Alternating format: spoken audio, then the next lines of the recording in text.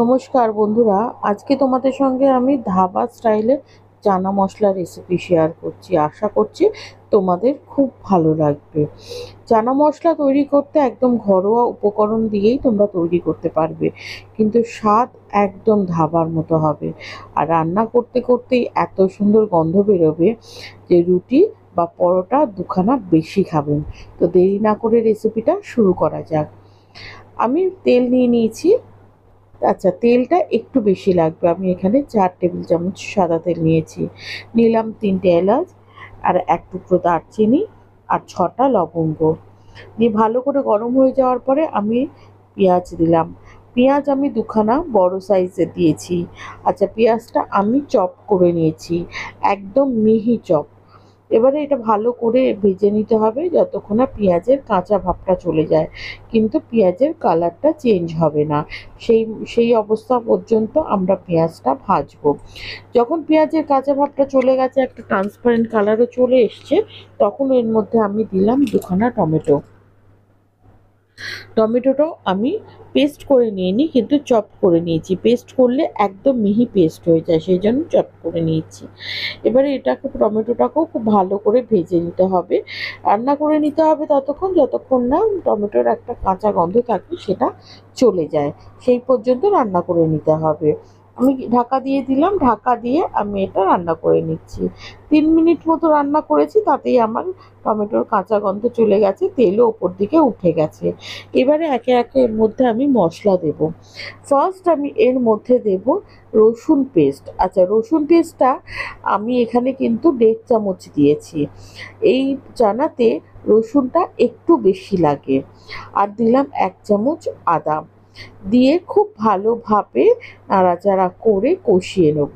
তোমরা জানোই যে আদা আর রসুনের কাঁচা গন্ধটা খুব না, তোমরা যদি ভালো করে না কষাও, কাঁচা গন্ধর জন্য কিন্তু রান্না একদম খেতে ভালো হয় না। সেই জন্য একটু টাইম নিয়ে ঢাকা দিয়ে তোমরা এটাকে কষিয়ে নেবে। কষানো হয়ে গেছে, দেখো তেল উপর দিকে উঠে গেছে। এবারে দিলাম 1 চামচ ধনের গুঁড়ো, 1 চামচ জিরের গুঁড়ো, 1 চামচ নুন। আচ্ছা, নুনটা আমি 1 চামচ দিয়েছি, তোমরা তোমাদের স্বাদ মতো দেবে। দিয়ে দিলাম 1 চামচ হলুদ আর 1 চামচ গোলমরিচের গুঁড়ো। দিয়ে ভালো করে নাড়াচাড়া করে এটাকে কষিয়ে নেব। আচ্ছা, এক্ষেত্রে তোমরা একটা জিনিস জানো, যে যখন কড়াইতে তোমরা শুকনো মশলা দেবে, তখন দেখবে যে একদম পুরো টাইট হয়ে গেছে, মানে একদম শুকিয়ে যায়, তাতে করে মশলা পুড়ে যেতে পারে। যে কারণের জন্য শুকনো মশলা দেওয়ার পরে কিন্তু একটু জল অবশ্যই দেবে। দিয়ে ভালো করে কষাবে। দিয়ে দিলাম আমি এখানে লঙ্কার গুঁড়ো। লঙ্কার গুঁড়ো দিয়ে ভালো করে নাড়িয়ে জল দিয়ে খুব ভালো করে কষিয়ে নেব, যতক্ষণ না তেলটা ওপর দিকে ওঠে। সেই সময় অবধি খুব ভালো করে নাড়াচাড়া করে কষাতে হবে। এই সময় কিন্তু গ্যাসের ফ্লেমটা মিডিয়ামে রাখবে, জোর কিন্তু দেবে না। ঠিক আছে, এই যে একটু জল দিয়েছি দেখো, দিয়ে ভালো করে আমি এখানে নাড়াচাড়া করে নিচ্ছি।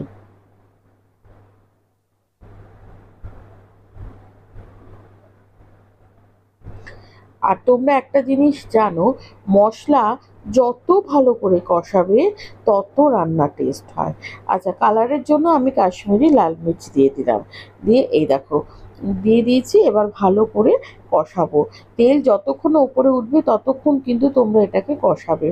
আবার একটু ভালো করে নাড়াচাড়া করে দিয়েছি, আর তেলটাও দেখবে ওপর দিকে উঠতে শুরু করে দিয়েছে, দেখতেই পাচ্ছ। ও তেল উপর দিকে উঠতে শুরু করে দিয়েছে, তার মানে আমার এটা হয়ে গেছে। এবারে আমি যে চানা সেদ্ধ করে রেখেছিলাম, সেই চানা দিয়ে দিলাম। এবারে আমি তোমাদের দেখাচ্ছি যে সেদ্ধ কতটা করবে। সেদ্ধ করবে কিন্তু তোমরা ওভারনাইট ভিজিয়ে রাখবে। ভিজিয়ে রাখার পরে তারপরে কিন্তু তোমরা এটাকে 4টে সিটি দেবে। 4টে প্রেশার কুকারে সিটি দিলেই কিন্তু এটা খুব সুন্দরভাবে সেদ্ধ হয়ে যায়। নরম গলে যায় না, নরম হয়। আর এই সেদ্ধটাই একদম পারফেক্ট হয়।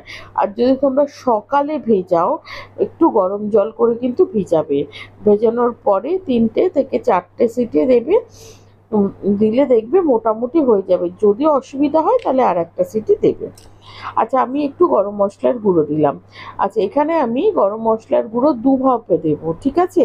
প্রথমটা আমি যতটা মানে ১ চামচ যদি গরম মশলা আমি ব্যবহার করি রান্নাতে, তাহলে হাফ চামচ দিলাম আমি এখন, আর হাফ চামচ দেবো আমি শেষে। এই দেখো তেলটা উপর দিকে উঠতে শুরু করে দিয়েছে।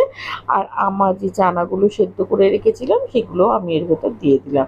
দিয়ে খুব ভালো করে নাড়াচাড়া করে এটাকে চানার সাথে মশলাটা মিশিয়ে দেবো। আর একটা কথা তোমাদের বলে রাখি, রান্না করার সময় তোমরা কিন্তু কখনো ঠান্ডা জল ব্যবহার করবে না, সবসময় গরম জল ব্যবহার করবে। তাতে কি হয়, রান্নার টেস্টটা একদম মানে অ্যাকুরেট থাকে। কারণ যখনই তুমি ঠান্ডা জল দেবে তোমরা দেবে তখন ফুটতে সময় লাগে, তো গরম থেকে টেম্পারেচারটা ঠান্ডা দিকে চলে যায়, যে কারণে টেস্টের কিন্তু হেরফের হয়। আচ্ছা, আমি একটুখানি চিনি দিয়ে দিলাম। যারা চিনি খাও তারা অবশ্যই চিনি দেবে। চিনিটা দিলে কি হয়, রান্নার মশলার একটা ব্যালেন্স তৈরি হয়, যে কারণে কিন্তু খেতে খুব অপূর্ব লাগে। মিষ্টি মিষ্টি হয় না, কিন্তু ব্যালেন্সের খুব দরকার হয়। আচ্ছা, একটু কেশরি মেথি দিয়ে দিলাম। ধাবার রান্নাতে কেশরি মেথি কিন্তু মাস্ট দিতেই হবে। কেশরি মেথি দিয়েও ভালো করে নাড়াচাড়া করে একটু কষিয়ে নেবো। এই সময় কিন্তু গ্যাসের জোরটা কমিয়ে দেবে। আচ্ছা, যখন দেখবে যে সাইড দিয়ে অল্প অল্প করে তোমাদের তেল উঠতে শুরু করে দিয়েছে, তখনই ভাববে যে তোমাদের কষানো হয়ে গেছে।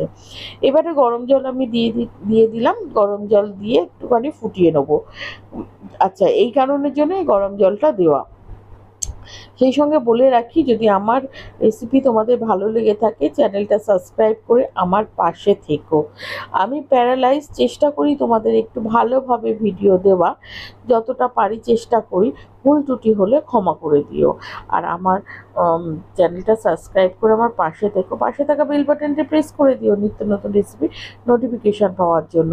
আর বন্ধু বান্ধব আত্মীয় স্বজনের মধ্যে কিন্তু শেয়ার করতে একদম ভুলবে না এই ধাবা স্টাইলে চানা মশলা রেসিপিটা।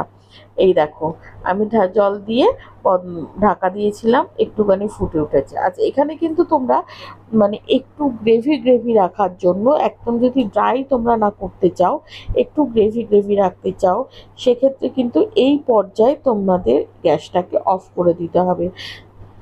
তা না হলে যখন ঠান্ডা হবে তখন দেখবে যে এটা আরও একটু শুকিয়ে গেছে। আচ্ছা, দিয়ে দিলাম একটু ঘি আর একটু গরম মশলা দিয়ে নাড়াচাড়া করে কিছুক্ষণ ঢাকা দিয়ে রাখবে স্ট্যান্ডিং টাইমের জন্য।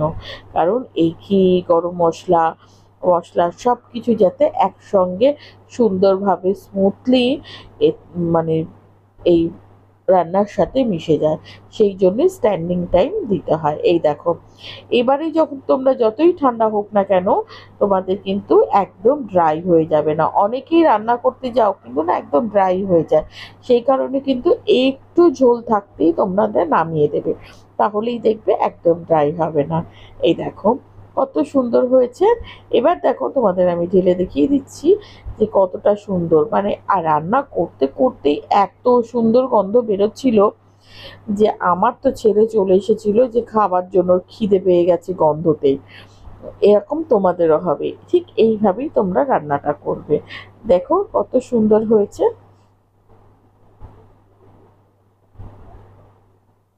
ধাবাতে যারা যাও তারা নিশ্চয়ই এই রকমভাবে চানা মশলা অবশ্যই খাও। আজকের মতো ভিডিওটা এই পর্যন্তই। দেখা হচ্ছে তোমাদের সাথে নেক্সট ভিডিওতে। ভালো থাকবে, সুস্থ থাকবে। আর হ্যাঁ, ফেসবুক থেকে যারা দেখছো তারা কিন্তু পেজটিকে অবশ্যই ফলো করবে, আর ইউটিউব থেকে যারা দেখছো তারা সাবস্ক্রাইব করবে। আর আশা করছি আজকের রেসিপিটা তোমাদের খুব ভালো লেগেছে। আজকের মতো টাটা, দেখা হচ্ছে তোমাদের সাথে নেক্সট ভিডিওতে। ভালো থাকবে, সুস্থ থাকবে, টাটা।